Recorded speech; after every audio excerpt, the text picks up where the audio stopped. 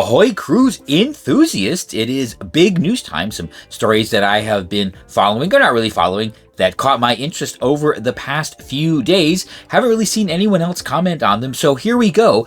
Before we get started, all right, I'll remind you, go ahead, hit that subscribe button down below. Does it still turn into a little rainbow or whatever?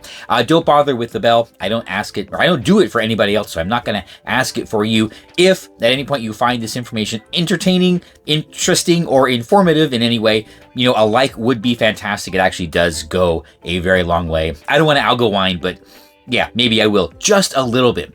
Okay, story number 1. Is Carnival abandoning the UK? Yes, they actually are. Well, actually, they have. Carnival has abandoned the UK. I mean, Carnival Corporation. In just a purely corporate move, Carnival has ended their dual listing strategy where they were listed both on the New York Stock Exchange and London Stock Exchange. So Carnival PLC is no more, and Carnival Corporation Limited, the Panama company, Carnival Corporation is no longer a thing. Now they are one combined entity, a Bermuda company called Carnival Corporation Limited, traded solely on the New York Stock Exchange. All shares in Carnival PLC, which were traded on the London Stock Exchange, have been converted 1-for-1 into New York shares. So, why Bermuda? Talked a little bit about this when I did the video about revenue and why the gratuity strategy might be different for different cruise lines. It is a big tax thing. So basically, all the reasons make sense. Simplification. This one corporate structure just provides them a much greater simplicity for compliance and reporting and jurisdictional issues and everything like that. Apparently, it also is going to make their credit situation a lot easier without having basically half the company in the UK and half the company in the United States and then headquartered in Panama.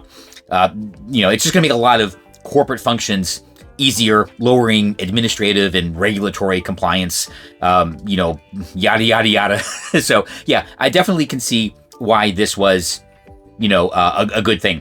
Apparently, also, they couldn't ever deal with the arbitrage that was happening with their stock. With the dual listing, there were always minor price variations. Also, with currency fluctuations, people were able to put and short, the stock on either side and just make money based on that. Not something they want, so that is no longer possible. So if you're going to short the stock, you're just shorting the stock, period. All right. This all happened last month. They got approval on the 17th, and the actual deal closed a couple weeks later. So yes, Carnival has abandoned the UK. So no. All the brands will still be sailing out of the UK, P&O and everything, and Cunard. They're all fine. However, I would check your stock perks if you have pending OBC over the last couple weeks. Definitely give that a chance. I can absolutely foresee there being some bureaucratic blunder which caused that to be delayed. And to remind everybody, cruise lines basing themselves in Bermuda, very, very common. In fact, I think it's the most common for the large cruise lines.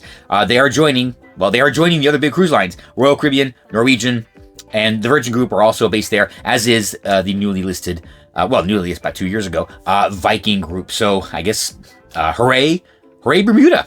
All right, that's story number 1. Story number 2, Norwegian Dawn, for the first time ever, apparently, failed the CDC's vessel shakedown program.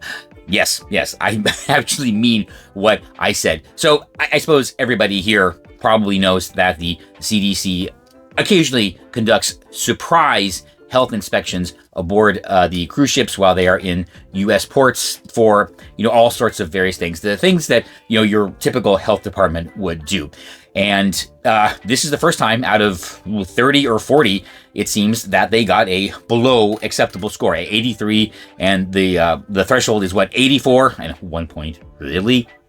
So I actually looked into this, and yeah, there's a website. You can go at cdc.gov and look up the ship and see all of its inspection history. And, I just gotta tell you, I think this is awfully suspicious, really.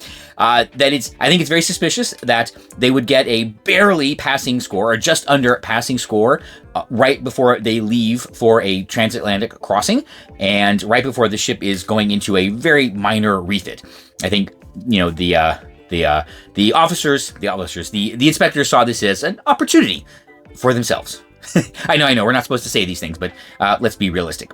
If you look at the report, you can see all the things that were flagged on the ship. Oh, by the way, if you go and look at a report where they scored 100, there were still issues. So scoring 100, I guess, doesn't mean to the government what it means to most normal people. But so I looked at this allegedly failing report, and I'm sorry, this is not very confidence inspiring, right? These are not things that make me take this CDC program very seriously. So, all right, so one of the items was, okay, no serving utensil provided for the container of pork sausage on the self-service buffet. This was immediately corrected. Yes, apparently there were tongs missing from a tray, which tells me these inspectors are completely unfamiliar with a cruise ship. Missing tongs, this happens all the time. I don't know, is this really that big a deal? How many times have we approached a buffet station and maybe the tongs are in the tray next to it? Maybe they're shared tongs, they're like in a little plate, like before all the trays. Like salad stations are often set up this way. Maybe a guest dropped them and was taking them over to the crew, right? Maybe they were just on the wrong tray or something like that. A missing tong? This is not a thing. This is not a thing to appear in an official government report, which tells me they were being extra nitpicky over this.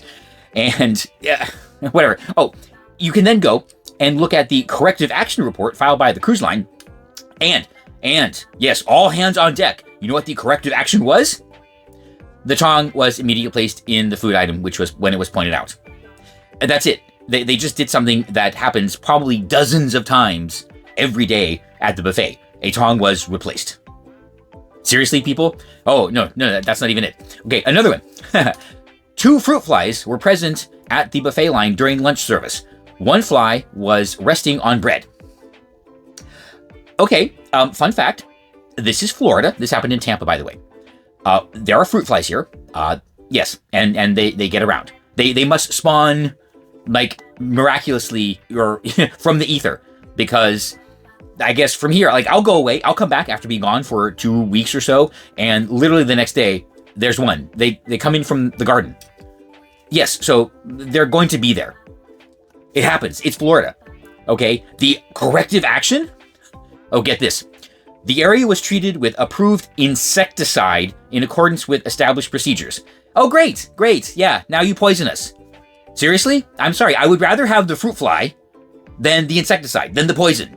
Yes, I would rather have the normal fruit fly that everybody deals with over the poison. CDC. Oh, yeah. And then another one. The sanitation solution in the bucket was cloudy. So you don't want them to use the sanitation solution, because that's what happens when you use solution to clean things. It gets cloudy because they're using it to sanitize things. That's kind of how it works. That's the purpose of it, right? And the resolution, the cloudy sanitizing solution was removed after the inspector pointed out, and fresh sanitizing solution was replaced. Okay, that's how it happens normally. That's what normally happens. Right. Okay.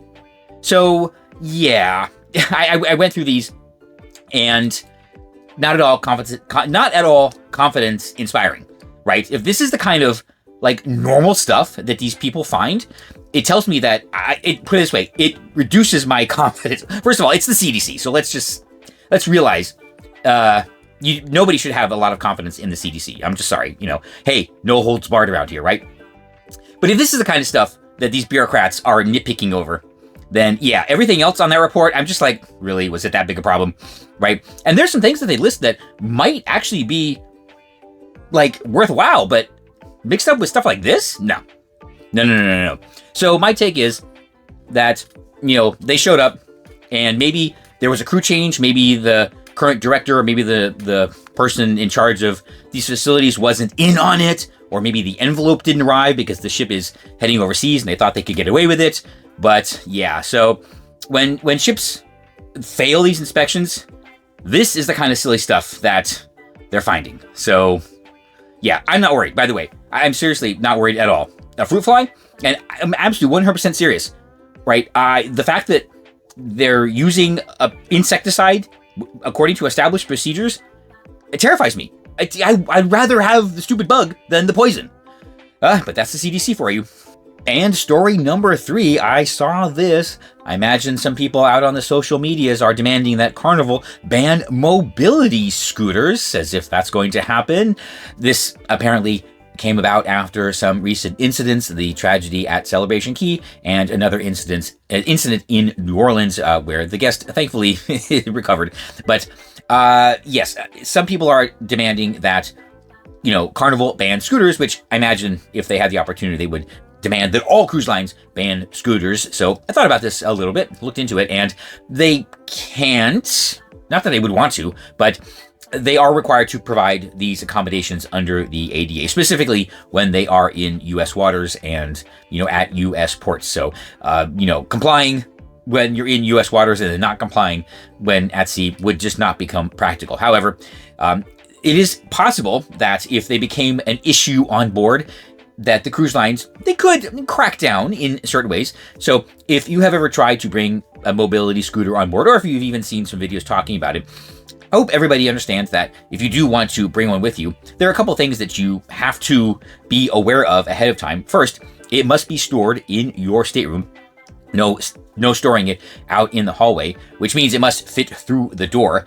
You also must operate it safely while on board. No running people over like we hear about. I've never seen this, by the way, but we hear about it at some of the theme parks. And the batteries must be compliant with cruise lines requirements. And some of these are actually not really negotiable. If the cruise line determines that the scooter doesn't fit, cannot be stored safely in the cabin, or if the batteries are not compliant, or if they represent a danger, you can be denied boarding regardless of any other ADA ADA compliance that you might, or accommodation that you might be expecting.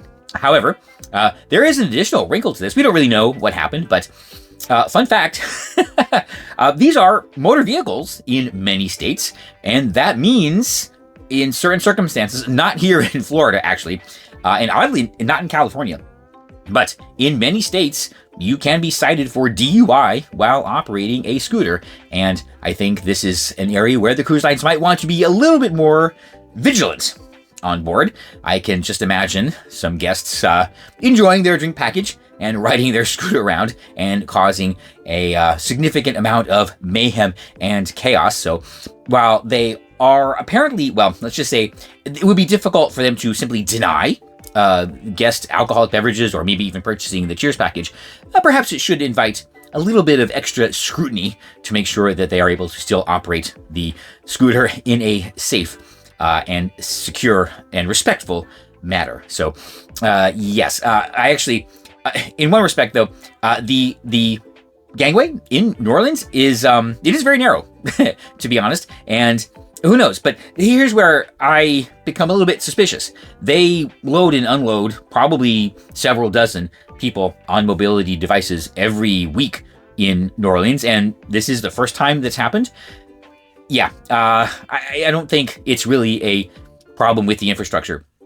And, in Celebration Key, while very tragic, it is unlikely Carnival will make any changes. It is unlikely the port operator will make any changes. It is simply not feasible to put up railings at the side of the pier. That would simply interfere with ship operations and might even create a dangerous situation for the longshoremen. So that's not going to happen. So everybody, yeah, no matter what pier you're on, just stay inside the yellow lines and you will be safe. Now, of course, if it is determined that the scooter itself was defective, well, then that's a completely separate case. But I don't really see Carnival being liable for either of these incidents. That would be very, it would take a lot for the cruise line to be, held responsible for any of these. So, yeah. Okay. Have you had any experiences? I know I should ask these questions. Have you had any experiences? Have you had any crazy experiences with mobility devices on cruise ships? Do you have to get around one? I remember way back when the modern cruising era started back on Disney Magic, my grandmother, she probably could have used one. They weren't really a big thing back then. She just used her walker and she was totally fine. So, I don't know. Have you almost been run over by a scooter? Like I said, I've never seen this actually happen at the theme park. I'm just curious if it's something that people just kind of, I don't know, make up. All right, yeah, let us know. Okay, well, there you go. Just 3 cruise news stories that I found interesting. If you found them interesting or entertaining, just go ahead and leave that like down below. If you have any comments for me, I would love to hear them, especially about my opinion on certain things that I do not take seriously at all. I would absolutely love to hear from you down below. And, well, whether or not you are on a mobility scooter, whether or not you are bothered by fruit flies, which are everywhere, I definitely hope to see you out of the cabin.